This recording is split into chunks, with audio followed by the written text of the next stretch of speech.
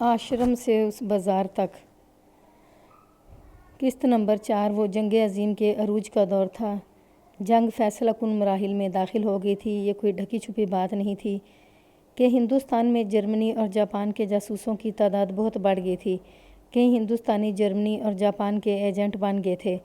जासूसी के कई दर्जे होते हैं। एक तो सबसे ऊपर वाला दर्जा है जिसके जासूस राज की खबरें हासिल करते हैं और उस मुल्क को पहुंचाते हैं जिसके वो जासूस होते हैं। फिर कुछ और दर्जे हैं जो बयान करने की ज़रूरत नहीं। मैं एक दर्जा बयान करूंगा। ये होते हैं 5th कॉलम। उन्हें तखरीबकार भी कहा जा सकता है।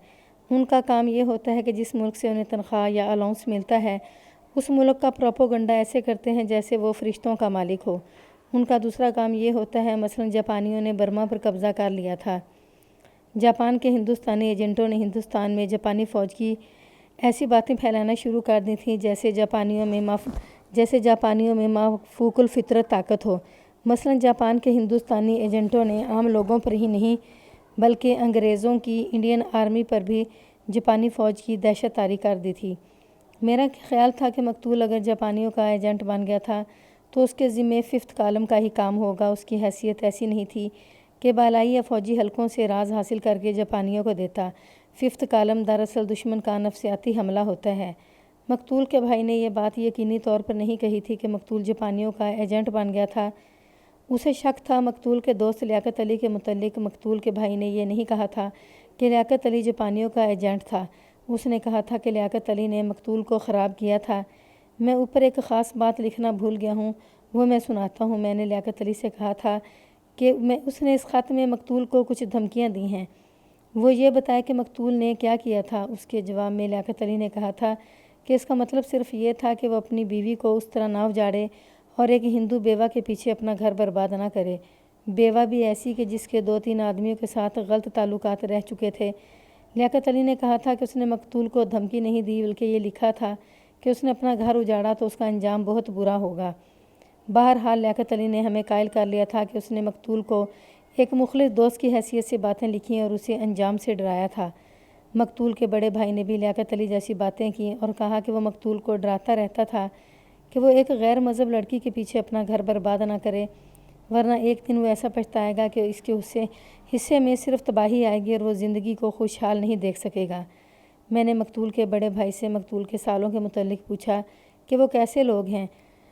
ये शक किया जा सकता था कि मकतूल के सालों ने उससे इंतकाम लिया हो कि मकतूल ने उनकी बहन को बहुत परेशान किया हो था, ना तलाक देता था ना उसे आबाद करता था।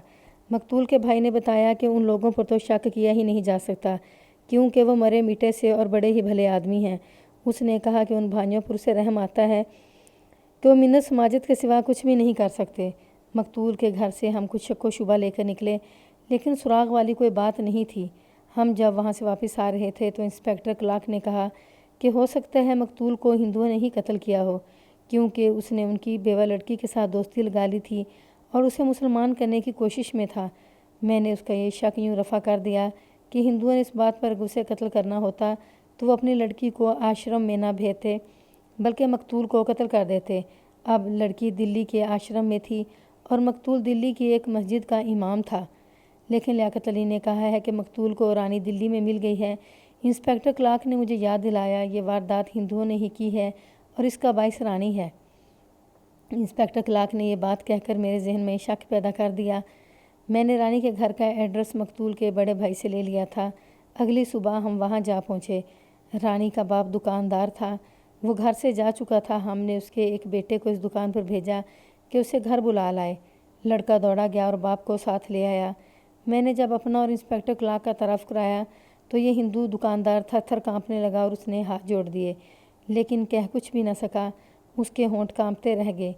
मैंने उसकी हौसला अफजाई की और कहा कि उस पर कोई इल्ज़ाम नहीं और हम उसे गिरफ़्तार करने नहीं आए। कि आपकी बेटी रानी जो बेवा हो गई थी दिल्ली के आश्रम में है।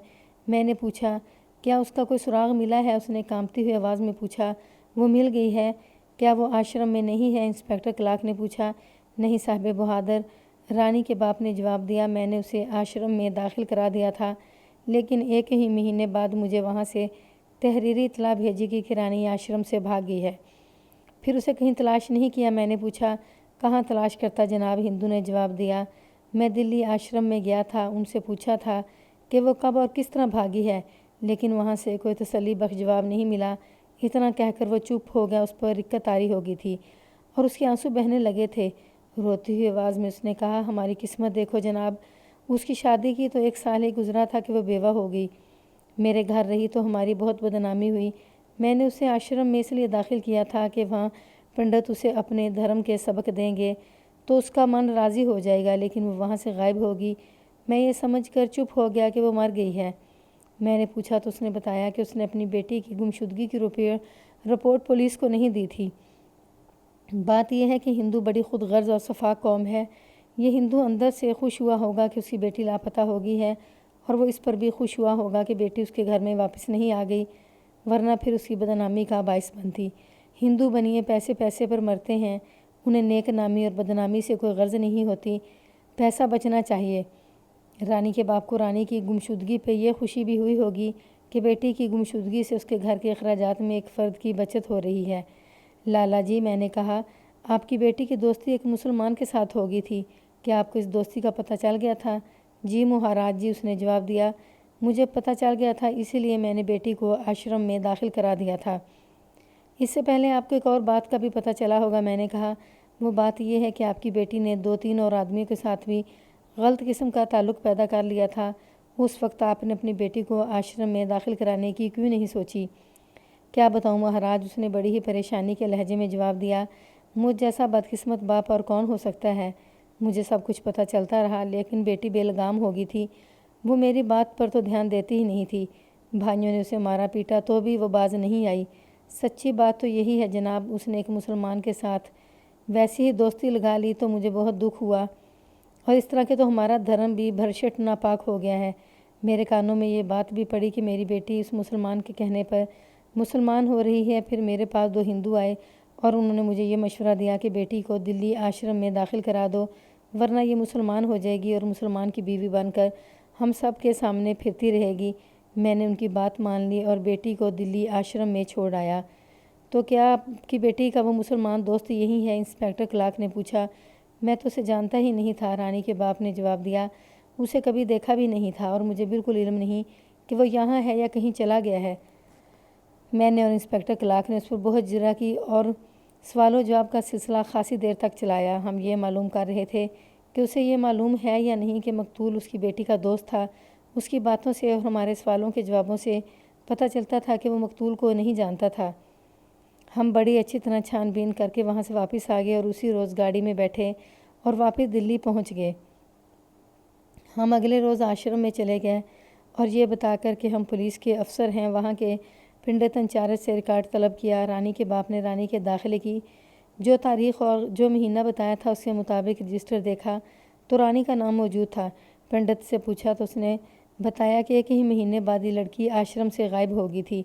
اگر ہم اس واردات کی تفتیش کر رہے ہوتے کہ آشرم سے یہ لڑکی لاپتہ ہو گئی ہے تو ہم اس پنڈت سے اور آشرم میں کام کرنے والے دوسرے آدمیوں اور عورتوں سے پوچھ گچھ کرتے اور ہمارا انداز کچھ اور ہوتا، لیکن ہمیں اس سے کوئی غرض نہیں تھی کہ ان کی جو لڑکی گم ہوئی ہے ہم اسے تلاش کر کے آشرم کے حوالے کر دیں۔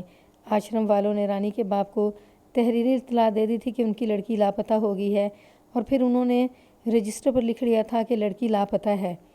ایک بات بتائیں پنڈت جی مہاراج، میں نے اپنی دلچسپی کی خاطر پوچھا، ایک لڑکی لاپتہ ہو گئی ہے اور آپ نے پولیس کو اطلاع نہیں دی اور ذرا سی بھی کوشش یا کارروائی نہیں کی کہ لڑکی کا کھرا کھوج حاصل کیا جائے، آپ کا یہ رویہ ایسا کیوں ہے؟ جناب انسپکٹر جی، پنڈت نے جواب دیا، ہم نے یہاں بڑے مضبوط حفاظتی انتظام کر رکھے ہیں۔ کبھی کبھار کوئی لڑکی بھاگ جاتی ہے، ہم ان لڑکیوں کو اور بڑی عمر کی بیوہ عورتوں کو دستکاری سکھاتے ہیں اور اپنے مذہب کی تعلیم دیتے ہیں اور ان کا دھیان گیان پرماتما کی طرف کر دیتے ہیں، اور پھر انہیں کپڑا لتا اور کھانا دانا بھی دیتے ہیں۔ پھر بھی کوئی لڑکی بھاگ جائے تو ہم اسے کہاں ڈھونڈتے پھریں؟ ہم کسی بھی عورت کو داخل کرتے وقت اس کے رشتہ داروں کو بتا دیتے ہیں کہ اگر یہ بھاگ گئی تو اس کے ذمہ دار ہم نہیں ہوں گے۔ ہم صرف یہ تصدیق کرنا چاہتے تھے کہ یار رانی یہاں سے بھاگ گئی ہے۔ تصدیق ہو گئی۔ انسپکٹر کلارک نے مجھے انگریزی میں کہا کہ وہ اندر سے آشرم دیکھنا چاہتا ہے۔ اس کے لیے یہ بڑی عجیب بات تھی کہ کوئی ہندو لڑکی نوجوانی میں ہی بیوہ ہو جائے تو اس کی شادی نہیں کی جاتی اور بعض لڑکیوں کو آشرم میں بھیج دی جاتا ہے۔ وہ یہ دیکھنا چاہتا تھا کہ یہ لڑکی آشرم میں کس طرح رہتی ہے۔ پنڈت سے کہا کہ وہ ہمیں اندر لے چلیں، ہم ان عورتوں کو ایک نظر دیکھنا چاہتے ہیں۔ पंडित इनकार नहीं कर सकता था। उसका ख्याल यही होगा कि हम तफ्तीश के सिलसिले में पूरा आश्रम देखना चाहते हैं। वो हमें अंदर ले गया और औरतें दिखाईं। उनमें कुछ औरतें अधेड़ उम्र थीं, उन्होंने घूंघट निकाल लिए, या उनमें से बाज़ अपने कमरों में चली गईं, लेकिन जो जवान साल थीं या जो नौजवान थी वो बाहर निकल आईं और हमें देखने लगीं। उन लड़कियों का चूँकि मेरी इस कहानी के साथ कोई ताल्लुक़ नहीं, इसलिए मैंने उनके मुतल्लिक़ ज़्यादा बात नहीं की। मैं पहली मरतबा उन बदनसीब लड़कियों को आश्रम में देख रहा था। उन लड़कियों के चेहरों पर उदासी थी और उनकी आंखों में ऐसा तासुर था जैसे वो हमें हसरत भरी निगाहों से देख रही हों। उन्होंने कुछ दिन या कुछ महीने या 2-3 साल अपने खामदों के साथ गुजारे थे और उन सब के खामद उन्हें इस बदनसीबी में फेंक कर दुनिया से रुखसत हो गए थे। उनमें से हर एक लड़की मर्द की रफ़ाकत चाहती थी, लेकिन उन सब को कैद में डाल दिया गया था और उनकी फ़ितरत के कुदरती मुतालबों पर मोहर, बल्कि स्याह काली मोहर लगा दी गई थी। बाज़ लड़कियों के चेहरों के तासुरात से पता चलता था कि वो हमारे साथ बातें करना चाहती हैं। उनमें चंद एक लड़कियां तो बहुत खूबसूरत थीं। उन लड़कियों को देखकर मैं सिर्फ हैरत का इजहार कर सकता हूँ, इंस्पेक्टर क्लार्क ने कहा। उन लड़कियों को देखकर ही हिंदुओं की जहनीत नंगी हो जाती है। क्या इससे बेहतर नहीं कि इन लड़कियों को जहर देकर ही मार दिया जाए।